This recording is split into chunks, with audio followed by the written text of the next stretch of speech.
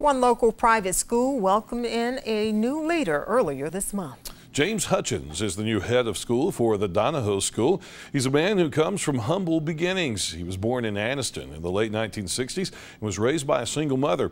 Hutchins says he has always had the desire to better himself through hard work, determination, and sacrifice.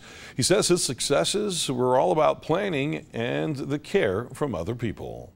I always had a desire to go back to school. I was raised by a single mother, so teachers and coaches had always really played an instrumental role in my life. And I had always wanted to do that. And so the opportunity presented itself, and I went to school full-time at night, worked full-time during the day, and did that for several years.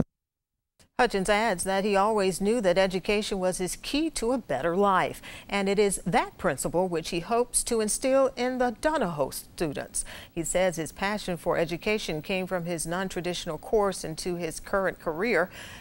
Even in his professional life as a teacher, Hutchins has served as a coach, an administrator, and a dorm parent. He gained most of that experience in his 12 years at Darlington School in Rome, Georgia. I came from a very strong independent school in Rome, Darlington School, and when I came over and I looked at Donoho, I saw a lot of the strengths they shared. But what I think it makes me a good fit is I'm a teacher, and I want to stay acclimated to the teaching and what's going on in the classroom. And at Donoho, there's not a lot of layers. And so the head of school is able to interact with kids on a daily basis. Hutchins says that working with kids on a daily basis is his favorite part of the job, and it helps promote the strength of any school. Hutchins finds that the strength of most independent schools is their loyalty to the complete development of the youth. He says that while most schools are mandated to cut essential programs, independent schools hold on to important programs such as the arts.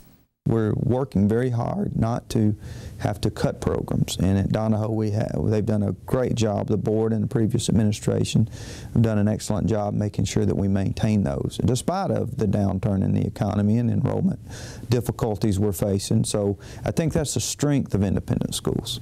Hutchins adds that the Donoho School is a strong college preparatory school, and it has so many wonderful things going on. He says he already captivated by the level of achievement and diversity at the school. Just in my short time, I've been impressed with the teachers here at Donoho and their implementation of technology.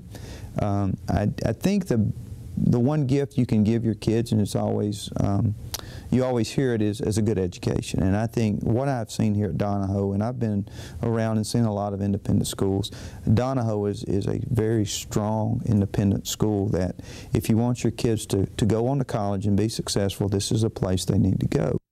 Hutchins says the Donoho School is looking at ways to be more accessible to those who want to attend. He says the administration is considering new bus routes and looking at increasing financial aid.